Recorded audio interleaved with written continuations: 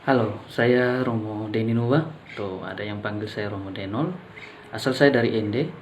Saya seorang pastor dari Keuskupan Agung Ende yang kini sedang studi di Roma. Saya tinggal di Collegio San Paolo, tempat kami itu ada di kota Roma. Di sini kami hampir sekitar 200 imam, 200 pastor dari 54 negara. Kami ada di sini, jadi komunitas kami adalah suatu komunitas yang sangat besar. Kita pasti tahu tentang apa yang terjadi akhir-akhir ini, coronavirus yang menyerang hampir di seluruh dunia, dan Italia menjadi suatu negara yang boleh dikatakan sangat parah situasinya berkenaan dengan coronavirus ini. Video ini saya buat semacam sebuah sharing, juga mau katakan awasan untuk Bapak Ibu saudara-saudari saya yang ada di Indonesia secara luas, yang ada di NTT, juga secara khusus yang ada di Flores, di Ende tempat saya berasal. Paling parah di Italia secara khusus ini itu di daerah Italia Utara. Kami sendiri ada di daerah Italia Tengah, karena kami di kota Roma, ibu kota dari negara Italia. Tapi kalau mau ditanya di mana tempat yang aman di Italia, saya boleh katakan bahwa sekarang tidak ada yang aman, karena penyebaran coronavirus ini sudah sangat meluas. Italia Utara, kami yang di tengah, di ibu kota di Roma ini, Italia Selatan, di Napoli dan sebagainya, itu semua sudah mengalami situasi yang sama. Virus corona ini sudah tersebar kemana-mana dan siap menjangkiti siapa saja. Kalau orang tidak siap, tidak hati-hati, tidak waspada, siapa saja bisa kena. Banyak yang tanya tentang situasi terakhir di Italia, ya. Kita bisa searching di internet. Di Italia itu hampir 50-an ribu orang yang terkena virus ini. Sekitar 5.400-an orang meninggal karena virus ini. 7.000-nya bisa disembuhkan.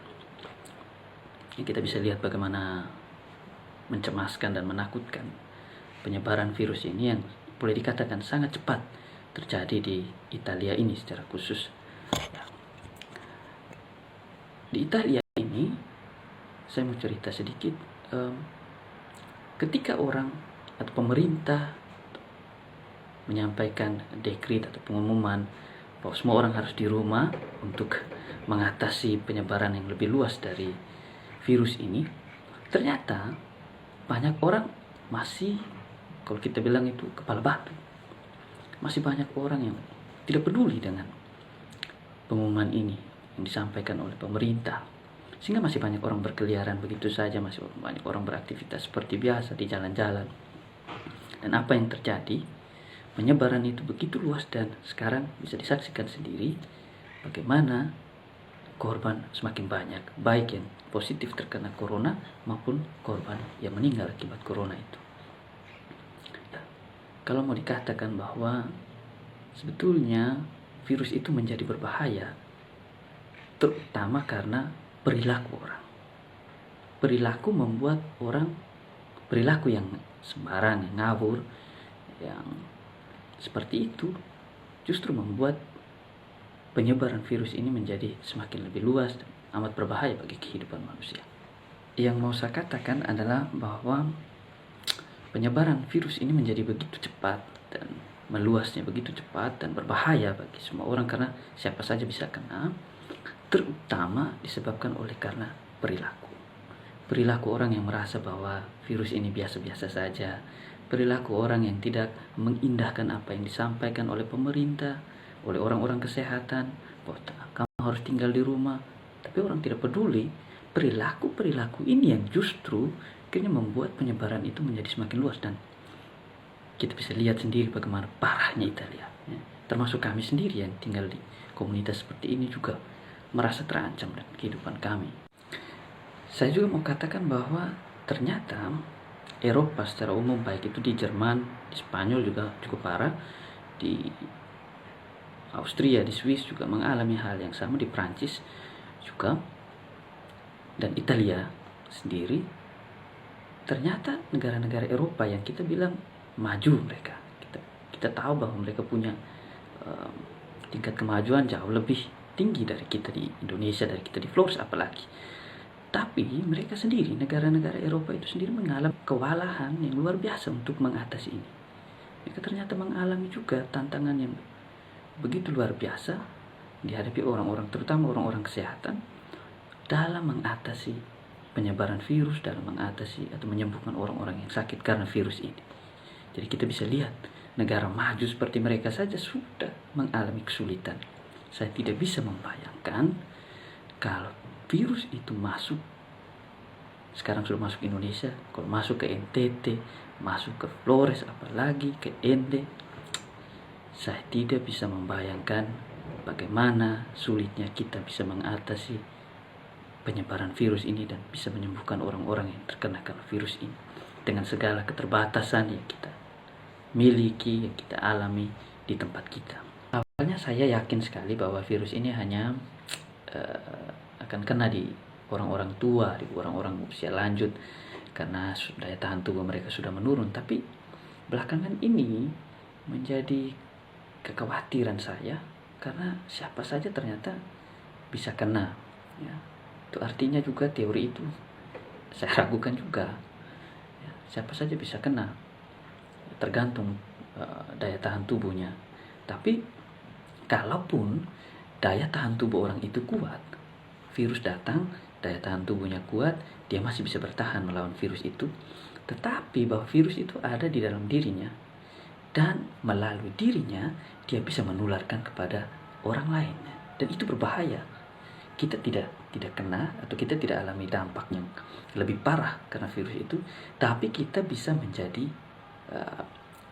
penyebab bagi orang lain. Kita bisa membuat orang lain menderita karena kelalaian kita. Itu kenapa orang suruh kita tinggal di rumah, kita ada di rumah saja, bukan karena supaya kita jangan kena, tapi juga supaya kita jangan menjadi penyebar virus bagi orang lain. Karena itu melalui video ini saya ingin berpesan. Pertama-tama, kita jangan pernah menganggap remeh virus yang satu ini.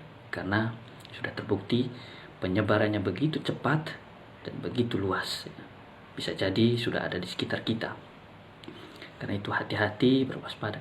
Ikuti saja apa yang sudah disampaikan, apa yang sudah diinstruksikan oleh pemerintah, oleh orang-orang kesehatan, oleh gereja, oleh tokoh-tokoh agama, semuanya ikuti saja. Saya yakin mereka juga menyampaikan itu dengan suatu kesadaran yang luar biasa, kan, ya, tugas kemanusiaan ini, ya. Kita punya kecemasan yang sama, kita punya kekhawatiran yang besar, apalagi kami di Italia sudah alami semua itu. Jangan sampai juga terjadi juga di tempat di Indonesia, Flores, di NTT. Semoga itu tidak terjadi. Karena itu saya berharap supaya semua kita bekerja sama.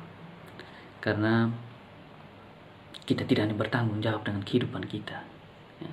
Karena kita akan menjadi sangat egois kalau kita hanya berpikir tentang diri kita, tentang pekerjaan atau kehidupan kita sendiri. Tapi juga kita punya tanggung jawab sosial dengan kehidupan orang lainnya. Saya buat video ini bukan untuk cari sensasi atau apa, ya, tapi semata-mata karena keprihatinan saya kepada, dan ini saya tahu ini persoalan kemanusiaan. Karena itu saya sendiri tidak tahu caranya bagaimana bisa mengatakan ini untuk semua, maka saya buat video ini sekedar supaya kita tahu, dan ini sebuah sharing. Saya harap berguna untuk kita, terutama supaya kita sama-sama berjuang, bekerja sama untuk bisa menjaga tempat kita, menjaga keluarga kita, menjaga orang-orang yang kita kasih, dan menjaga diri kita dari coronavirus ini. Ya, kita saling mendoakan, tentu saya juga mendoakan supaya Bapak Ibu saudara-saudari di Indonesia, di NTT, di Flores, di Ende, semuanya juga bisa aman dari virus ini, dan semua ini bisa berlalu dengan semua badai ini bisa cepat berlalu, dan juga berdoa untuk kami yang ada di sini, ya, supaya kami juga aman, bisa tetap sehat, ya. Terima kasih untuk semua yang sudah bertanya, sudah mengirimkan pesan, sudah telepon, menanyakan keadaan. Terima kasih untuk perhatian dan doa-doamu. Kita saling mendoakan supaya semua ini boleh cepat berlalu, semua ini boleh cepat berakhir, dan kita yakin dengan segala usaha kita, dengan doa-doa kita, dengan segala upaya kerjasama kita, saya yakin semua ini pasti akan berlalu. Terima kasih.